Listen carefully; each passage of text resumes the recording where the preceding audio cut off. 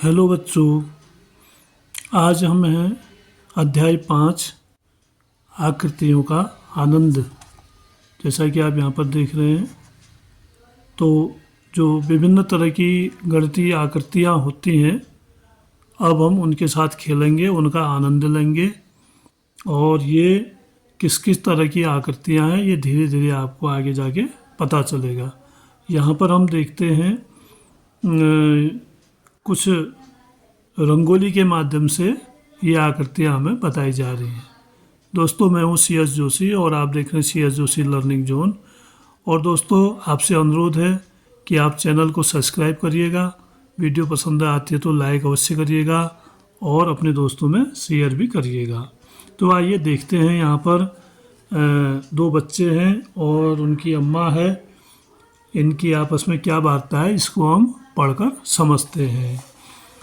अम्मा ने बिंदुओं और आकृतियों से कितनी सुंदर रंगोली बनाई है। आओ हम भी इसे कागज़ पर बनाएं।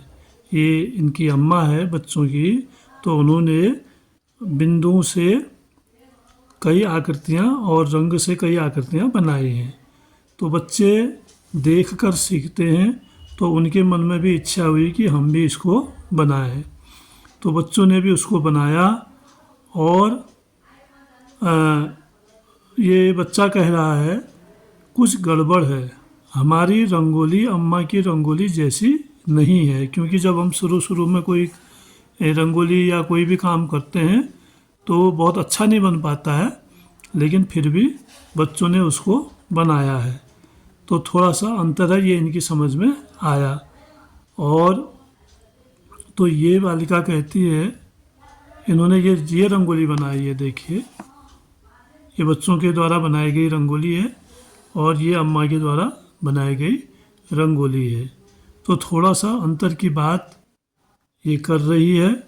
तो कहीं पर थोड़ा अंतर है, जैसे यहाँ पर चौकोर है इस रंगोली में बीच में, तो इसमें लाल वाले चौकोर की जगह नीला गोला ही बना दिया है इन्होंने।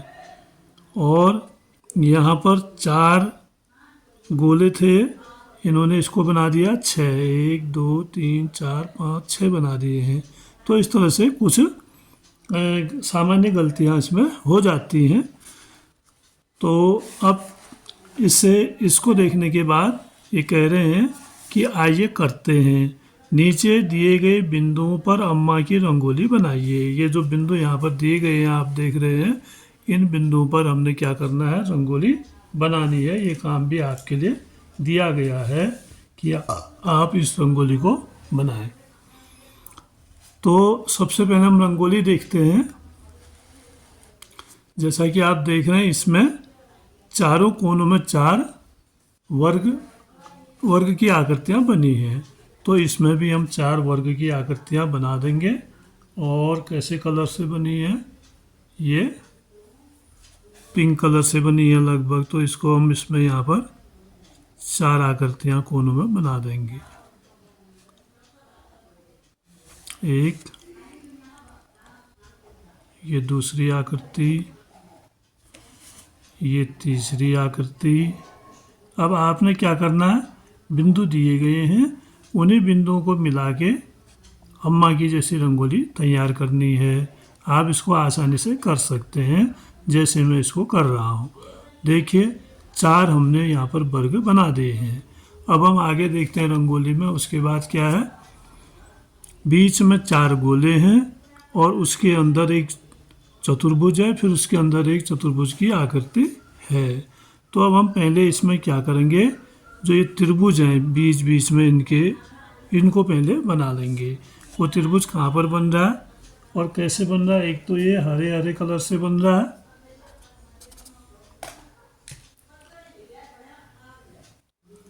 तो जो अभी मेरे पास उपलब्ध नहीं है हरा कलर, मैं देखता हूँ। हाँ, ये है हरा, चलो मैं हरे से बना लेता हूँ। तो कहाँ बने हैं वो, यहाँ पर से बने हैं।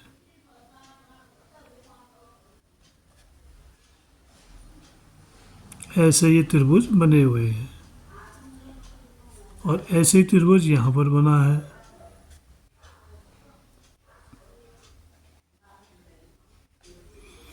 और फिर यहाँ पर भी बना है, यहाँ पे,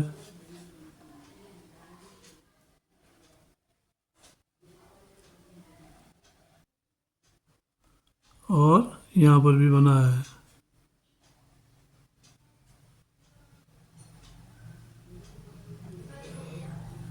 तो आपने देखा, रंगोली बनाने के लिए पहले वर्ग बने थे, फिर बने हैं त्रिभुज। ये हमने बना लिए हैं, ये जैसे वर्ग है कोनों में, और बीच में बने हैं त्रिभुज। ये त्रिभुज भी हमने बना लिए हैं। और आपको दिख नहीं रहा होगा, जैसे इसी रंगोली में भी देखा, ये वर्ग बने हैं और ये बने हैं त्रिभुज। बीच बीच में इन्होंने यहाँ वर्ग ही बना दिए, इसमें गलत हुआ है।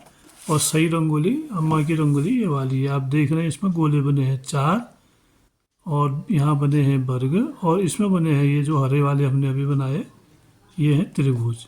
अब इन त्रिभुजों के बाद इसके बीच बीच में 4 गोले बने हैं, और उसके अंदर फिर 2 त्रिभुज हैं, यानी इनको मिला के एक बना हुआ है, चतुर्भुज बना हुआ है। तो उसको हम बना लेते हैं चतुर्भुज को। तो उससे हमें क्या होगा, सुविधा होगी। इन कोनों को, इन ये जो कोने हैं इनको मिला के बना हुआ है।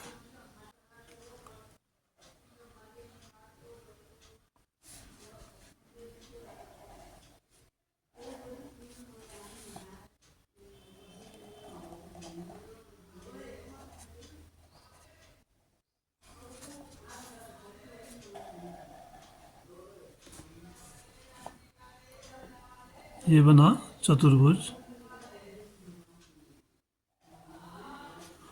और इसके अंदर एक चतुर्भुज और बना है। इसके अंदर देखिए आप, एक चतुर्भुज और बना है लाल वाला। तो इसके अंदर हम लाल वाला चतुर्भुज एक बना देंगे।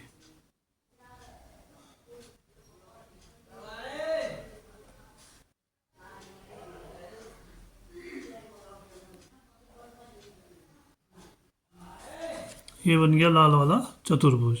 अब रहे गोले। अब हम गोले बनाएंगे नीले से। तो गोले इन 4 बिंदुओं को मिला के बने हुए हैं। तो हमने गोल आकृति बनानी है। ये 4 बिंदुओं को मिला के, इसमें भी 1 2 3 और 4, इन 4 बिंदुओं को लेते हुए हमने एक गोला बना देना है।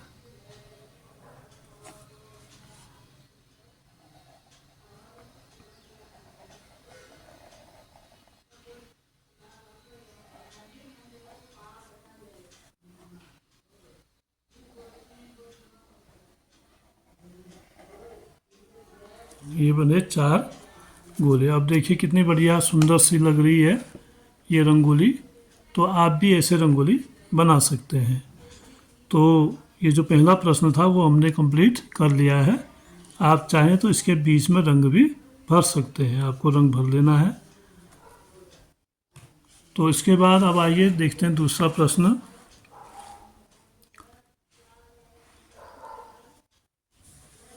अम्मा की रंगोली में बनाई गई आकृतियों के नाम बताइए। अब इन आकृतियों के नाम हमने बताने हैं, क्या क्या आकृतियाँ इसमें बनी हैं। जैसे ये बना है वर्ग, कोनों में जो हमने बनाया ये बना वर्ग, वर्ग। और ये बने त्रिभुज 4,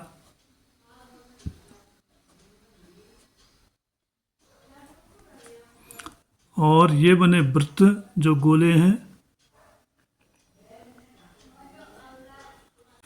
अब है दूसरा प्रश्न।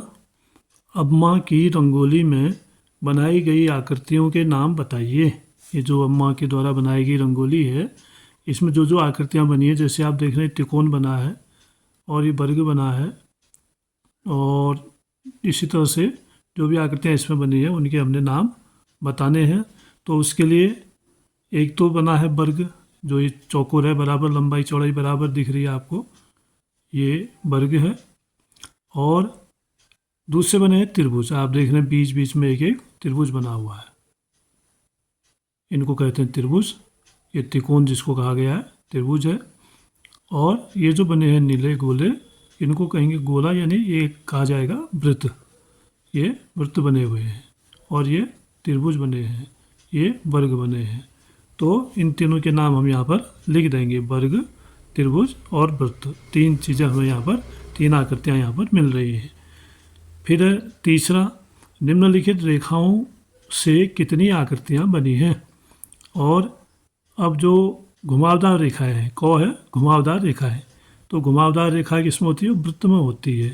तो वृत्त की कितनी आकृतियाँ हैं, 1 2 3 4, तो इसमें 4 आकृतियाँ बनी हुई हैं। फिर खो सीधी रेखा है, सीधी रेखाओं से कितनी आकृतियाँ बनी हैं, ये वर्ग सीधी रेखा से बना हुआ है, त्रिकोण भी सीधी रेखा से बना हुआ है। तो ये कुल मिला के कितनी है, 4 त्रिकोण है और 4 वर्ग है, कुल मिला के 8 आकृतियाँ। और 2 इनको लेते हैं तो 10 आकृतियाँ, कुल मिला के 10 आकृतियाँ बनी हुई हैं। तो लिख देंगे 10। उसके बाद अगला प्रश्न है, रंगोली का डिजाइन बनाने के लिए कक्षा से वस्तुओं को इकट्ठा कीजिए, वस्तुओं को रखकर घेरा लगाइए और रंग भरिए। अब हमने रंगोली बनाने के लिए, जैसे यहाँ पर आकृतियों से रंगोली बनी, ये रंगोली, तो ऐसे ही हमने क्या करना है, कुछ आकृतियाँ कक्षा से लेनी है और उनको यहाँ पर रख के उनको जो है उन घेरा बनाना है।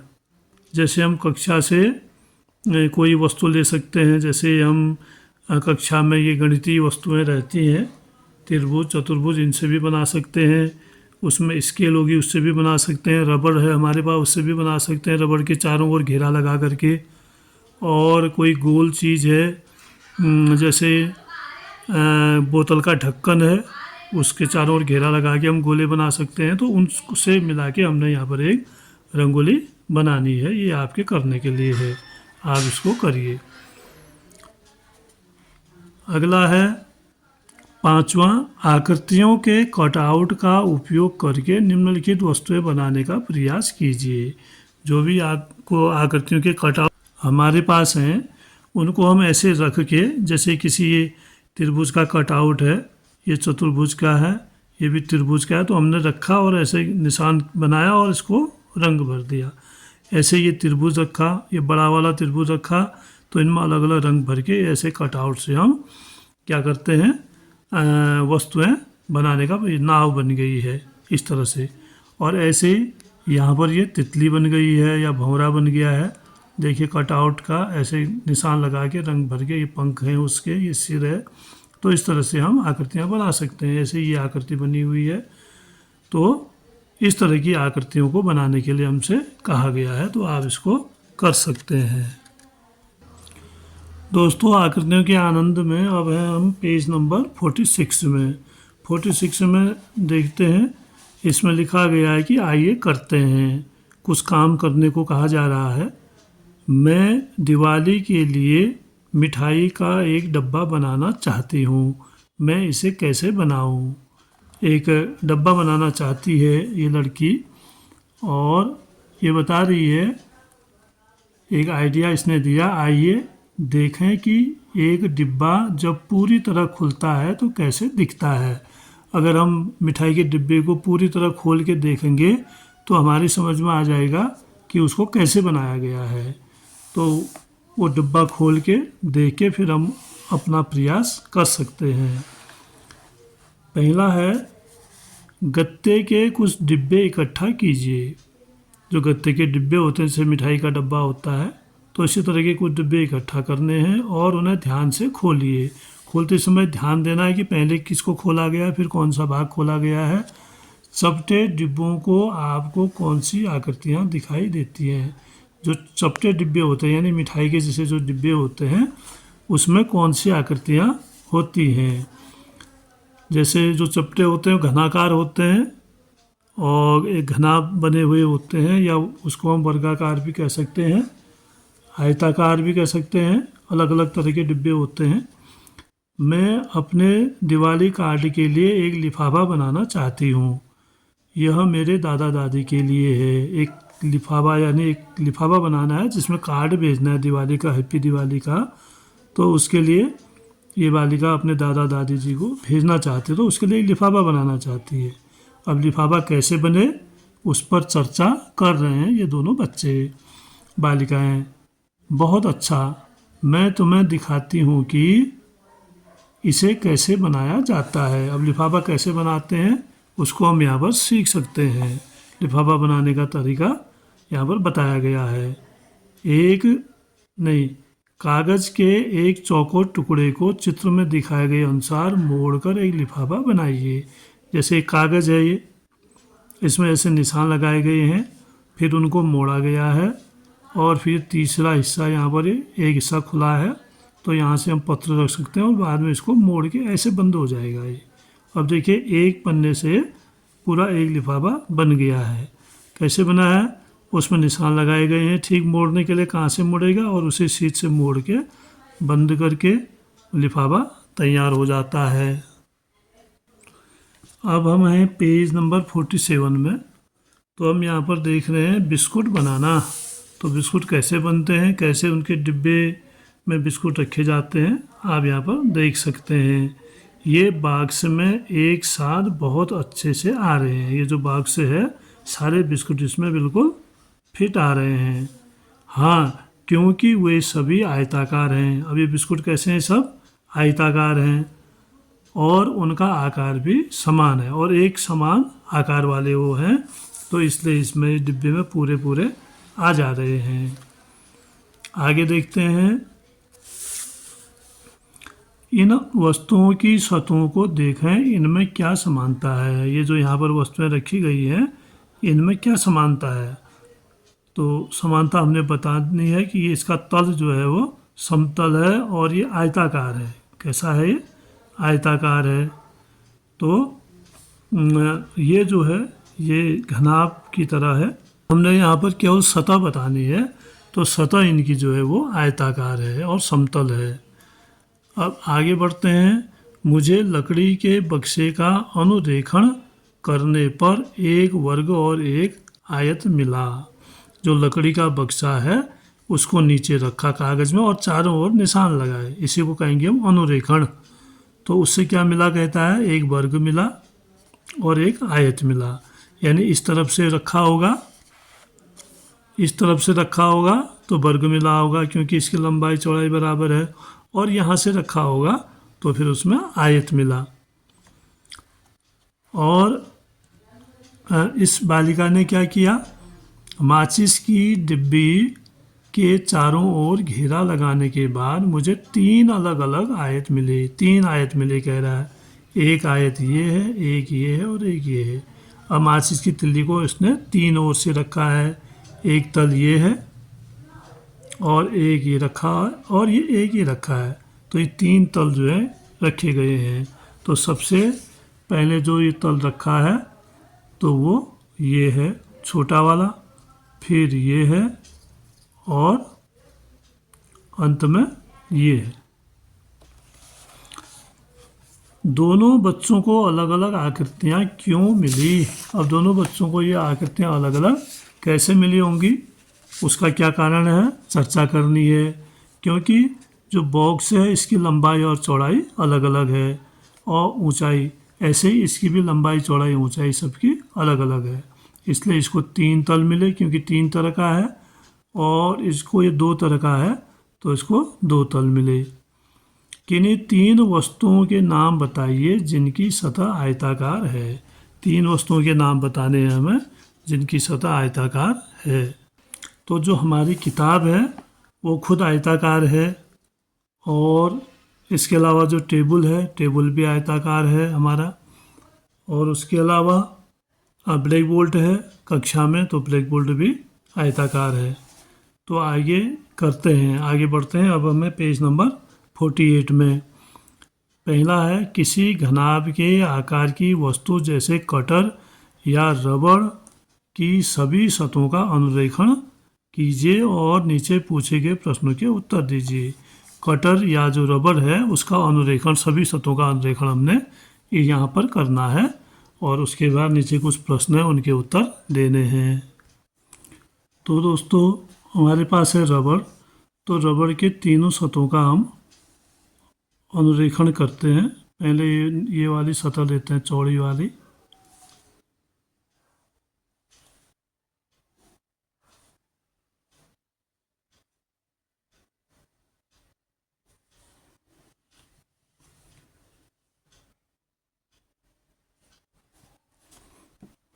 तो इस तरह की आकृति हमें प्राप्त हुई। एक तल ऐसे आया। क्योंकि रबड़ का उपयोग होने से रबड़ थोड़ा घिसा हुआ है, लेकिन उसकी आकृति ऐसे बनेगी। एक तल ये आया, जो ये वाला तल है, इस तल की। अब हम ऐसे इसको रख के अनुरेखण करेंगे।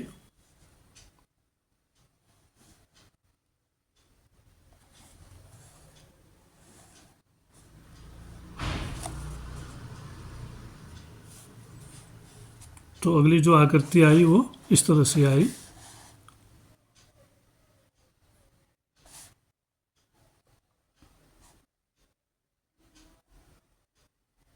ये और एक आएगी अब इस तल की, क्योंकि इसमें आप देखिए दो तल ऐसे हैं, एक ये, और दो तल ऐसे हैं, एक दो, और दो तल ऐसे हैं, एक और दो, कुल मिला के 6 तल हैं।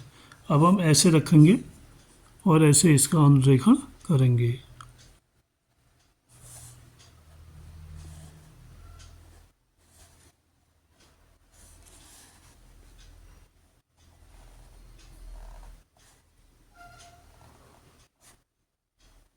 ये तो 3 तल हमें प्राप्त हुए, जो घनाभाकार है आकृति हमारे पास रबड़ की। तो जो ये घनाभाकार रबड़ है हमारे पास, उसके अनुरेखण करने पर हमें 3 आकृतियाँ प्राप्त हुई, 3 तल प्राप्त हुए। तो अब इसमें से कुछ प्रश्न नीचे दिए गए हैं, इन प्रश्नों का जवाब हमें देना होगा। क है, आपको कितनी अलग अलग सतह मिली? कितनी सतह मिली? 3 सतह मिली। और ये सतह किस आकृति की हैं? किस तरह की हैं ये सभी आयताकार हैं, क्योंकि इनकी आमने सामने की भुजाएं बराबर हैं। और तो ये क्या है? और कोने समकोण हैं, तो ये आकृति हैं आयताकार।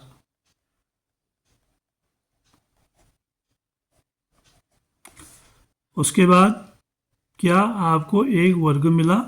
अब अगर रबर अपनी सही स्थिति में होता तो ये यहाँ पर हमें वर्ग मिलता, क्योंकि ये लगभग बराबर होता है। रबर घिसा हुआ है तो इस तरह का बन गया, नहीं तो इसकी चौड़ाई इतनी आती तो वहाँ पर हमें क्या मिलता है? एक वर्ग मिल जाता। तो इसको एक वर्ग मिलने के लिए हम कह सकते हैं एक आकृति वर्ग की मिली है। क्या, और यहाँ पर अब अगर ये वर्ग है तो यहाँ पर आकृतियाँ 2 होंगी। फिर आपको कितनी अलग अलग सतह मिली? तो सतह तो हमें 3 ही मिली।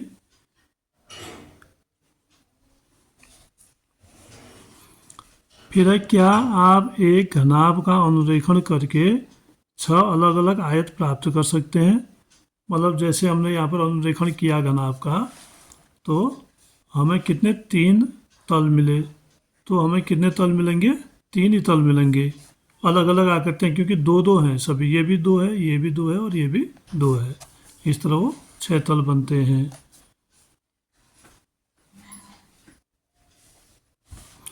क्या किसी घनाभ की सतह त्रिभुज जैसी हो सकती है?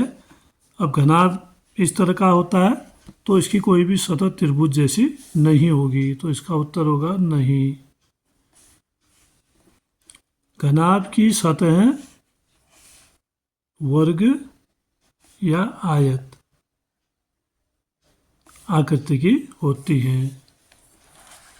उसके बाद अगला प्रश्न है, नीचे दी गई भुजाओं का उपयोग करके आयत बनाइए। अब हमने ये जो भुजाएं दी हैं इन्हीं पर आयत बनाना है।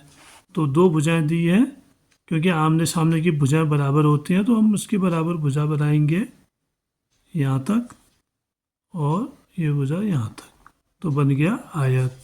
ऐसे एक आयत हम इसमें बना सकते हैं,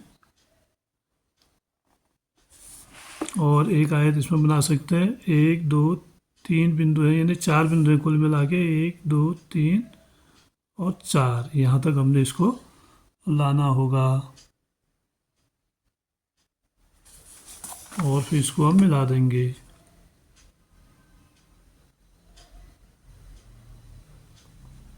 तो एक बन जाएगा ये आयत। अब हम इसको मिला देंगे तो यहाँ भी एक आयत मिल गया। तो इस तरह से ये प्रश्न हमारा पूरा हुआ। फिर अगला है, इस छोटे आयत के चारों ओर 3 बड़े आयत बनाइए। ये जो यहाँ पर देख रहे हैं आप आयत दिया गया है, इसके चारों ओर 3 और आयत हमने बनाने हैं। चलो इसके बाद हम यहाँ तक बनाते हैं। एक एक खाना बाहर लेते हैं इसका।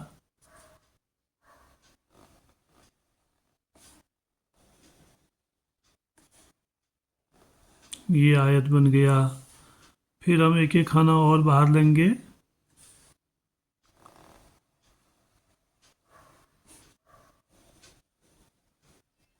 ये दूसरा आयत बन गया। क्योंकि 3 आयत बनाने को हमसे कहा जा रहा है, एक बना दिया, ये दूसरा बन गया। अब हम एक खाना इसके बाहर लेंगे तो तीसरा आयत बन जाएगा।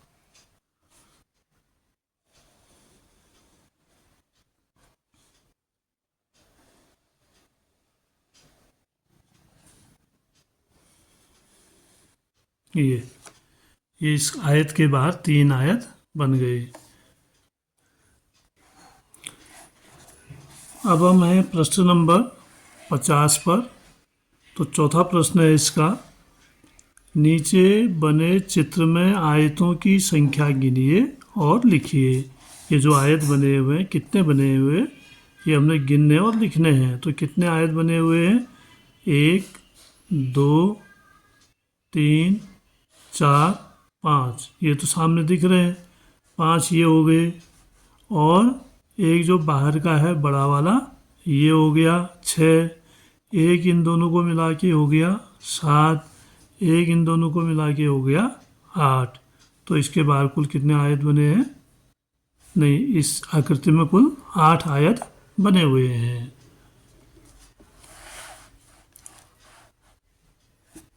पांचवा प्रश्न है, नीचे दिए गए विभिन्न आयतों को देखिए और पूछे गए प्रश्नों के उत्तर दीजिए। ये देखिए आयत अलग अलग लंबाई चौड़ाई के बने हुए हैं। तो इन्हीं आयतों को देखकर कुछ प्रश्नों के उत्तर हमने देने हैं। क है, एक आयत में कितनी भुजाएं होती हैं? अभी सारी जितने आयत हैं, किसी में भी आप गिनेंगे तो कितनी भुजा होंगी? 4 भुजा होंगी। जैसे ये 1 2 3 4, 1 2 3 4, 1 2 3 4। तो सभी आयतों में कितनी भुजाएं होती हैं? 4 भुजाएं होती हैं। ये आप याद कर लीजिए। आयत में कितनी भुजा होती है? 4 भुजा।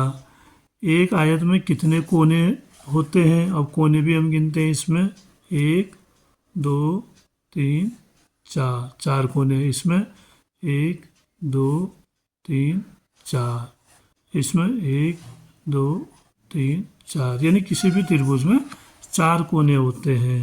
कोने का मतलब कोण।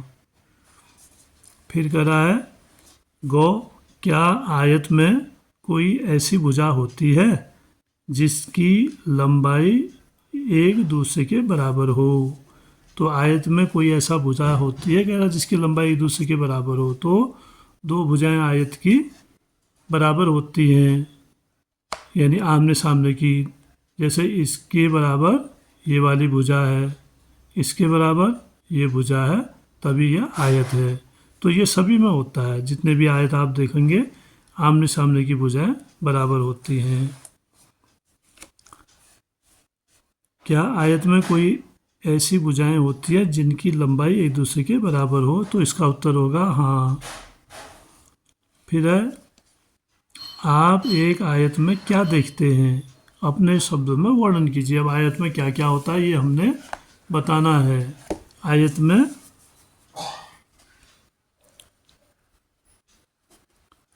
4 भुजाएं होती हैं।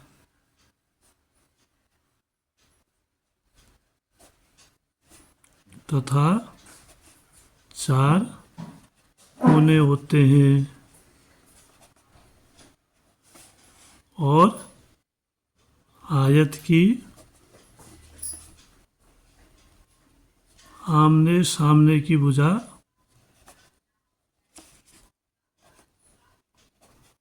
बराबर होती है। ये उत्तर हम लिख देंगे। तो दोस्तों, आज का वीडियो लेसन मैं यहीं पर समाप्त करता हूँ। बहुत बड़ा लेसन हो जाता है, तो आपसे अनुरोध है कि आप चैनल को अवश्य सब्सक्राइब करिएगा, वीडियो को लाइक और दोस्तों में शेयर भी करिएगा।